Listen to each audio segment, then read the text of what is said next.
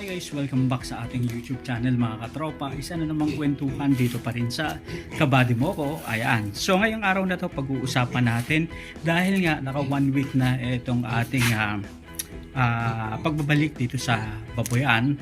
So ang isang bagay na dapat natin gawin mga katropa, syempre kailangan na nating magpurga. Importante yan para at least yung pinapakain natin na feed sa ating mga alaga ay makita natin sa kanilang katawan. Bago tayo magsimula mga katropa, shout out sa mga katropa nating magbaboy sa iba't ibang panig ng Pilipinas. Lalong-lalo na dun sa mga araw-araw nating subscriber na nanonood sa ating YouTube channel. Mga katropa, maganda na ang katawan nitong ating baboy na ito, na landrace. At syempre, maganda na rin itong ating alaga na large white naman. So kanina guys, hindi ko na pinakita pero naglinis na tayo nitong ating munting babuyan. At eto na nga, so kung makikita nyo, empty yung kainan at empty rin yung inuman. Dahil nga ngayong araw na ito mga katropa, ika 7 days natin ang pag-aalaga ng baboy. So ibig sabihin from 36, 37, 38, 39, 40, 41 and 42 days na ang ating mga piglets mga katropa.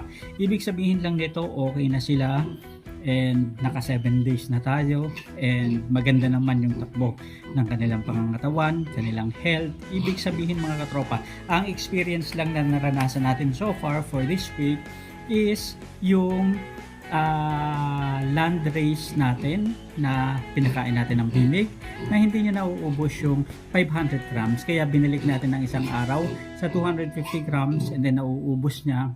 Pero ang tunay pala na dahilan mga katropa ay hindi naman talaga sa pagkain, kasi nakita natin yung Tigrolac na pinapakain natin sa large white naman ay nauubos yung 500 grams. Pero dahil nga mga katropa sa bimig, ang recommended nila na pakain is 250 grams kapag ganyan yung age group mga katropa.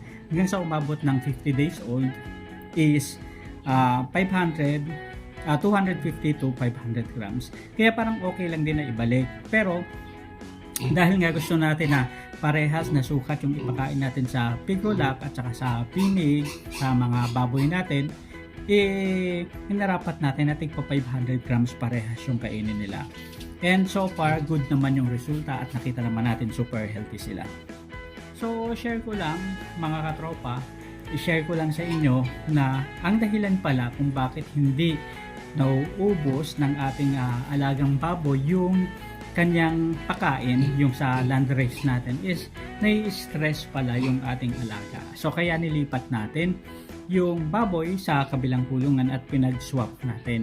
So ibig sabihin nito, nagugulat siya sa maraming tao, sa ingay, o kaya kapag may kumakaluskos lang, so nai-stress siya, kaya hindi niya nauubos yung pagkain. So isa sa mga dahilan din kasi mga katropa is yung stress sa mga alagang baboy na nakakapagdulot ng pag-unti ng pagkain nila o kawalan ng gana sa pagkain mga katropa. Kaya naman so matotal, happy tayo for the first week dito sa negosyo ng pagbababoyan, backyard piggery business mga katropa. And i-recap lang natin ang nagastos natin mga katropa sa pagbili ng feeds. Una, pagbili ng baboy, tigpo 4,000 pesos bawat isa, kaya 8,000 pesos. So bumili rin tayo mga katropa ng gamot.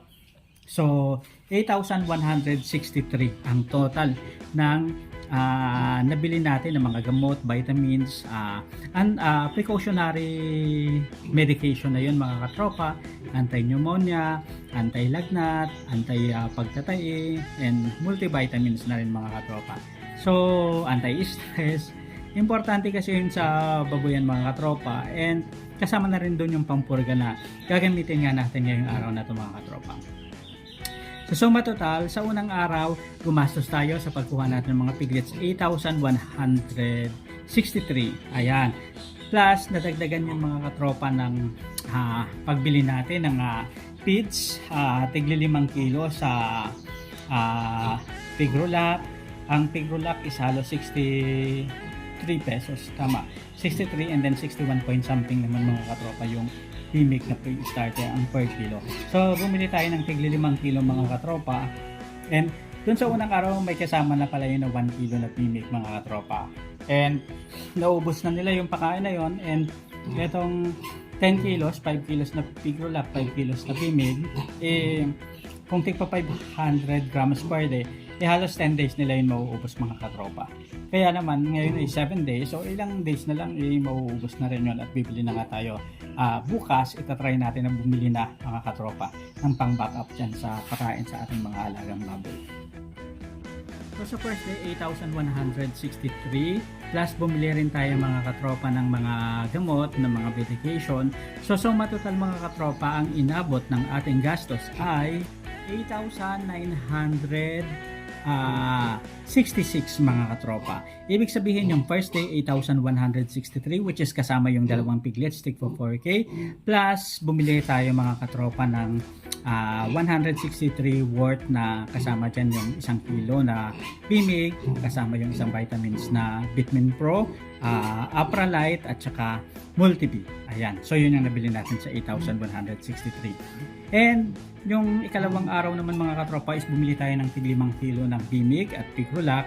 So yung Pigrolac natin na 5 kilo na pre-starter ay umabot ng 316.25 dahil 63.25 ang per kilo. And sa Bimig naman mga katropa is 61.50 ang per kilo kaya umabot ng 307.5.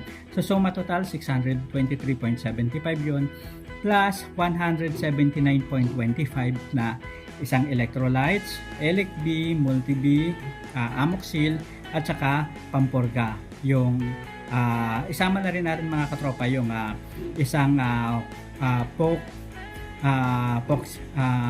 doxycycline. Ayan, tapos isang Volatigo na Pampurga at saka Vitamin Pro plus Apralite at saka Volatigo 1000. So matotal ang dami nating nabili na gamot no. So 179 pesos lang yun mga katropa.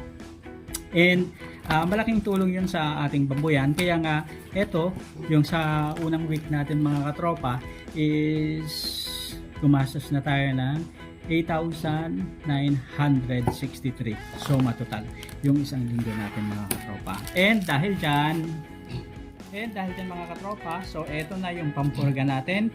Isang Libamizole, Volatigo na good for sa mga piglets. Isang baboy lang to mga katropa. And Latigo 1000 na hydrochloride. Single dose lang din to mga katropa. 7 grams. Parehas na 7 grams mga katropa. 5 grams pala itong Latigo 1000 na gagamitin natin mga katropa sa Pigrolac at ito naman gagamitin natin sa Bimig mga katropa. Ayan. Doon sa landrace natin. Ayan. So ito yung dalawang gagamitin natin mga katropa sa pagpurga natin ngayong araw na to. Kung kayo naman ay sobrang mayaman, ayan, Ivermectin, maganda rin siyang gamitin para tanggal yung galis-galis. Pero ito naman, okay na to sa mga roundworm at saka dun sa mga pantanggal na rin ng mga sugat-sugat ng mga baboy mga katropa. Anyway, ito kasi mga katropa is anti-helminthic at saka anti-parasitic na rin mga katropa. Kaya makakatulong ito sa atin kahit na backyard tayo. Importante talaga na nagpupurga tayo pagdating pa lang sa babuyan natin ng mga alagang baboy na binili natin, lalong-lalo na kung pati na yung pinag-uusapan natin mga katropa. So, ugaliin natin na kahit backyard tayo is nagpupurga tayo regularly mga katropa. So, ito unang purga natin sa ating mga alagang baboy. So, ito mga katropa, isinahalo ito sa inumin ng ating mga alagang baboy para at least mainom na nila. So, pwede rin naman yung iba, hinahalo na rin dun sa pakain sa mga alagang baboy na may kasamang tubig para at least diretso na nilang makain mga katropa. Kayo, ano bang best practice yung ginagawa nyo sa tuwing magpupurga kayo ng mga alagang baboy ninyo mga katropa? Sa atin, piglets pa lang alaga natin at ito yung ika-42, 43 days nila since birth mga katropa ang pinag-uusapan natin. And ibig sabihin sa pagpapatinder naman natin day 7 na sila. Ganon yung bilangan natin mga katropa. Ayan.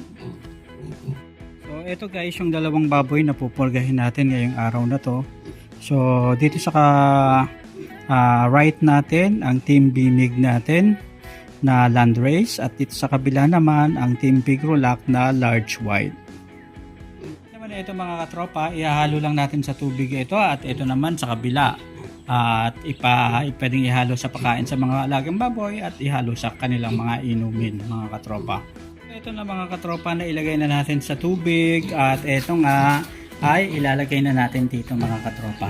So nag-aantay na itong si Team Pigrulac natin mga katropa, ang baboy natin na large white. Ayan.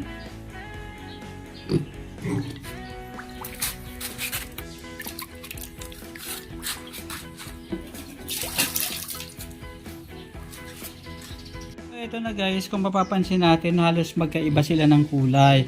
Itong Libamisol Bulatigok ay mala orange yung kulay, kaya hahaluin na natin mga katropa. Pero simple lang yung masasabi ko, parang sunny orange, parang ganun yung amoy nila.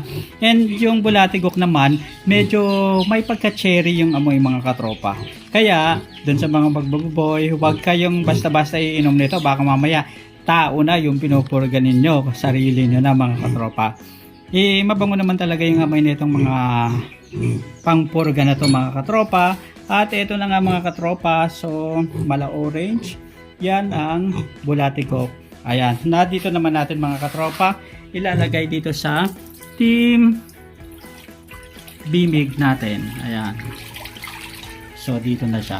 Ayan, para ayun. Ayan mga tropa, Bulatigok sa Team Bimig, Team Pigrulac, Latigo 1000.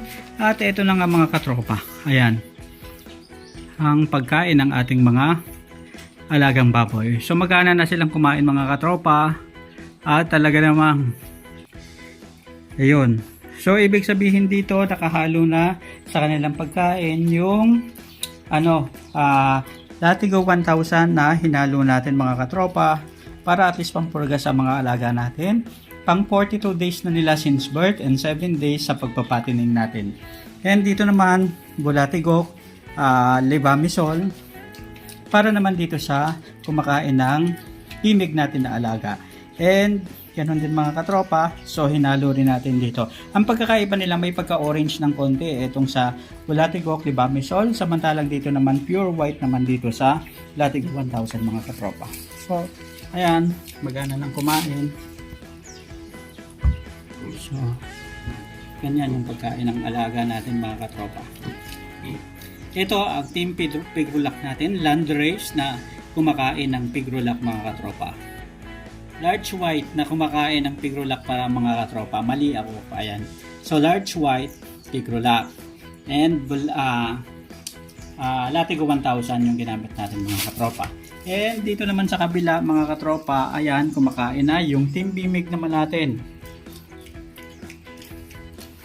Ayan, Bulatigok 1000, Bulatigok Libamisol ang binigay natin, 7 grams.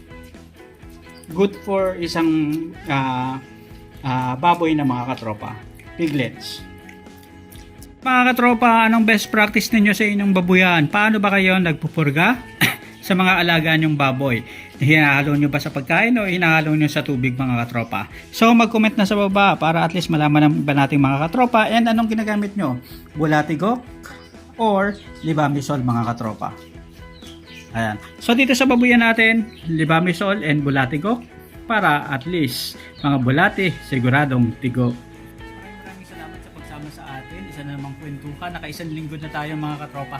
Ang bilis ng araw. Ayan, samahan nyo ako sa journey natin dito sa 120 days patabaing baboy challenge, 18 weeks. Ayan, pig fattening challenge mga katropa. Hanggang sa muli, paalam.